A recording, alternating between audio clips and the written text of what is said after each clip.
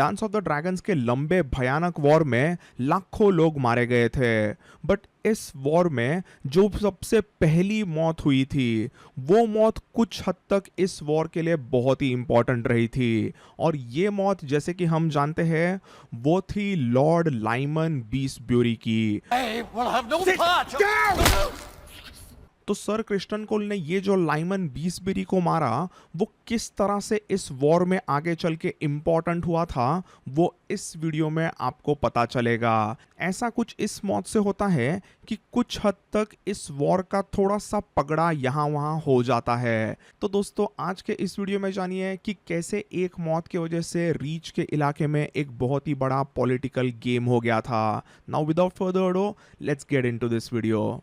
कई सारे अलग अलग houses, house Costayne, house Mullendore, house Tarly, house Rowan, house Grimm, ऐसे कई सारे अलग अलग हाउसेस और भी ब्लैक्स के साइड में हो गए थे। और ऐसी न्यूज बार बार पता चलने की वजह से एगोन द सेकंड और एमोंड अभी बहुत ही गुस्सा होने लगे थे क्योंकि ग्रीन्स को तो कोई भी ऐसा नया सपोर्ट मिल ही नहीं रहा था। मीनवाइल अगर हम हाउस मार्टेल की बात करते हैं तो साउथ में डॉर्न में बसे हुए हाउस मार्टेल ने एगोन द सेकंड और रेनिरा इन दोनों को रेवन भेज के सीधा बता दिया कि वो वॉर में इन्वॉल्व बिल्कुल नहीं होंगे। इस समय पर डॉर्न में व्हाइट प्रिंस कोरेन मार्टेल था और उसने सीधा एगोन द सेकंड और रेनिरा को बता दिया कि डॉर्न ने एक जमाने में डांस ऑफ द ड्रैगन्स क्या था वो असली में देखा है और उन्होंने ड्रैगन फायर को झेला है। बट अभी वापस ड्रैगन्स के फाइट में इन्वॉल्व होने में उन्हें कोई भी दिलचस्पी नहीं है। आपके टारगेरियंस के बीच में जो भी प्रॉब्लम्स है वो आप खुद ही सुलझाओ,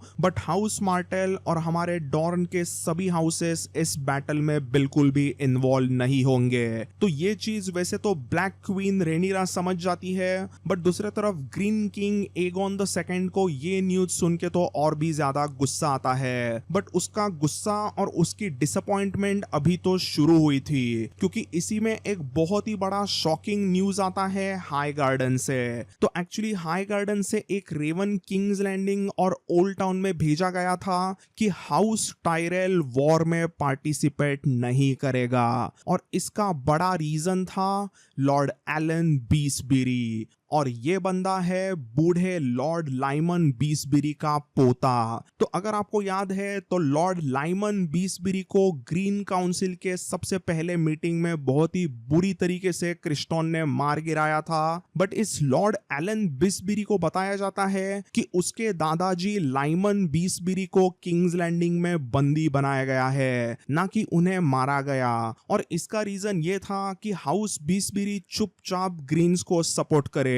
बट जैसे जैसे दिन ब दिन गुजरने लग गए थे लॉर्ड एलन बीसबेरी को ऐसा लगने लगा था कि लॉर्ड लाइमन बीसबेरी को सिर्फ बंदी नहीं बनाया होगा, मे भी उन्हें मार गिराया हो सकता है। और एलन बीसबेरी का इसके वजह से पेशेंस खत्म होने लगा। इवेंचुअली एलन बीसबेरी को समझता ही है कि उसके दादाजी का मर्डर किया जा सकता है क्योंकि उसके दादाजी लाइमन बीसबेरी कितने ब्लैक्स के अच्छे सपोर्टर थे ये उसे अच्छे से पहले से ही पता था। एलन बीसबेरी को समझ में आता है कि उसके दादाजी को धोखेबाजी करके मार गिराया होगा और इसीलिए एलन ने रीच के कई सारे हाउसेस को बता दिया कि ग्रीन्स के साइड में बहुत ही कमीने लोग हैं और कैसे उसके दादाजी को बेरहमी से किंग्स लैंडिंग में मार गिराया हो सकता है। और सिर्फ इसी एलन बीसबेरी के वजह से रीच के कई सारे हाउसेस वेबर,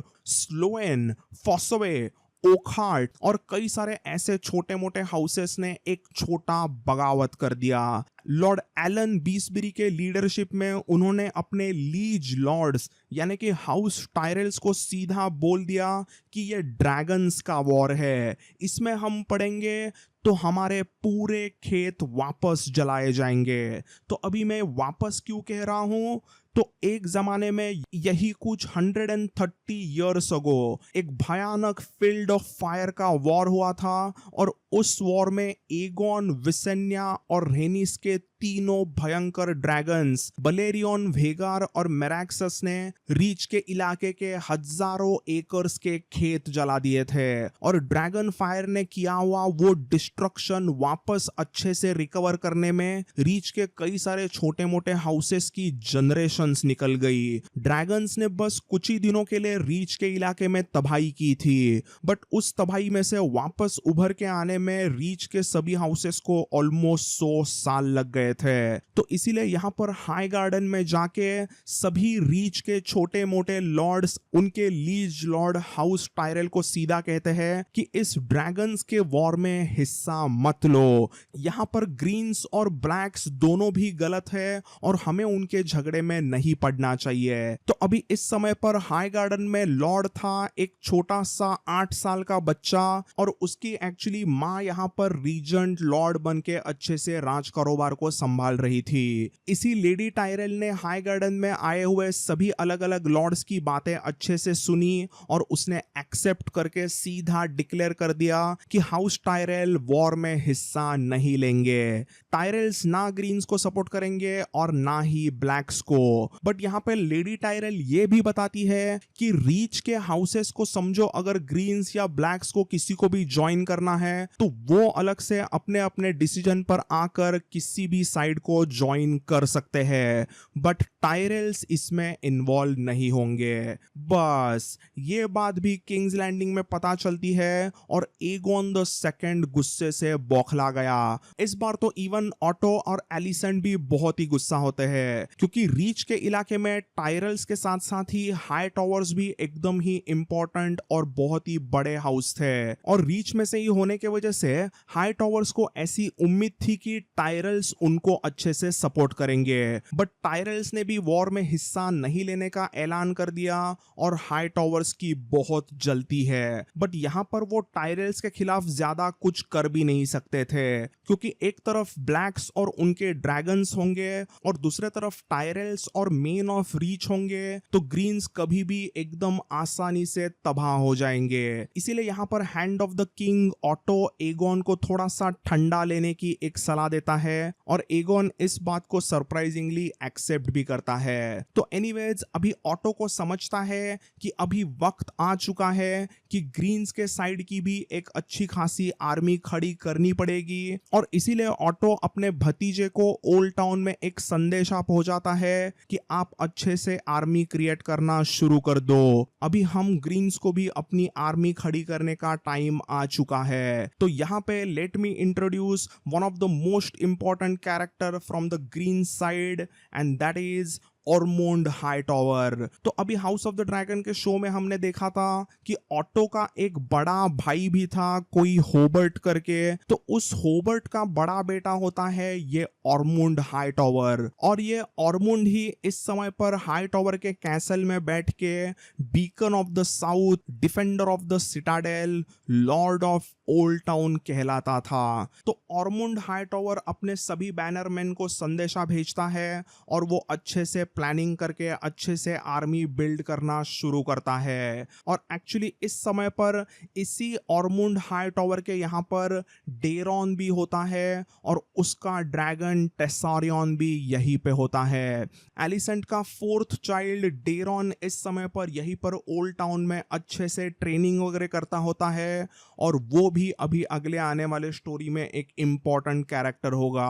तो दोस्तों आई होप आपको आज का ये वीडियो पसंद आया। इस वीडियो में वैसे तो कोई एकदम डेडली वॉर वगैरह तो नहीं था जो आने वाले वीडियोस में हमें देखने मिलेंगे, बट इस वीडियो में एक बहुत ही इंपॉर्टेंट चीज़ हुई थी कि हाउस हाईटावर के होम टर्फ पे मतलब उनके ही बैनरमैन उनके खिलाफ हो गए थे, उनके ही लीज लॉर्ड, उनके ही जो सीनियर लॉर्ड थे यानी हाउस टायरल जो था, उन्होंने सीधा बोला आपको जो करना है करो, हम इस वॉर में नहीं पड़ेंगे और उसी के वजह से रीच का एक बहुत ही बड़ा रीजन हाई टावर्स को सपोर्ट नहीं करता।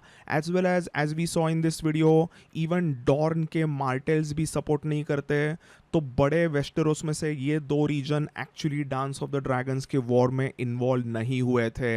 हाँ, कुछ रीच के हाउसेस ने ज़रूर इस वॉर में पार्टिसिपेट किया, क्योंकि टायरल्स ने सीधा कहा था कि आपको अगर कोई किसी में वॉर में हिस्सा लेना है, किसी को सपोर्ट करना है ब्लैक्स ग्रीन, तो वो आपके ऊपर है, आप अपने मेन उन किसी भी बैटल्स में वगैरह भेज सकते हो। So that was a political game that Tyrells played, और ये काफ़ी इंपॉर्टेंट चीज़ रहा था इस वॉर के लिए। और हाई टॉवर्स का इसके वजह से थोड़ा सा पगड़ा भारी होने से रह गया था। तो lords and ladies, I hope आपको आज का ये थोड़ा सा हटके पॉलिटिकल गेम वाला वीडियो पसंद आया। अभी तो डेडली एक्शन शुरू होने वाली है, तो उसके लिए इस चैनल के साथ ज़रूर जुड़े रहे। ये वीडियो पसंद आया तो लाइक करो, शेयर करो दोस्तों के साथ, एंड एज ऑलवेज मैं वापस कहूँगा नोटिफिकेशन बेल पे भी क्लिक करके रखिए ताकि आपसे कोई वीडियो मिस ना हो जाए। तो अगेन थैंक्स फॉर वॉचिंग, अब मिलते हैं नेक्स्ट वीडियो में।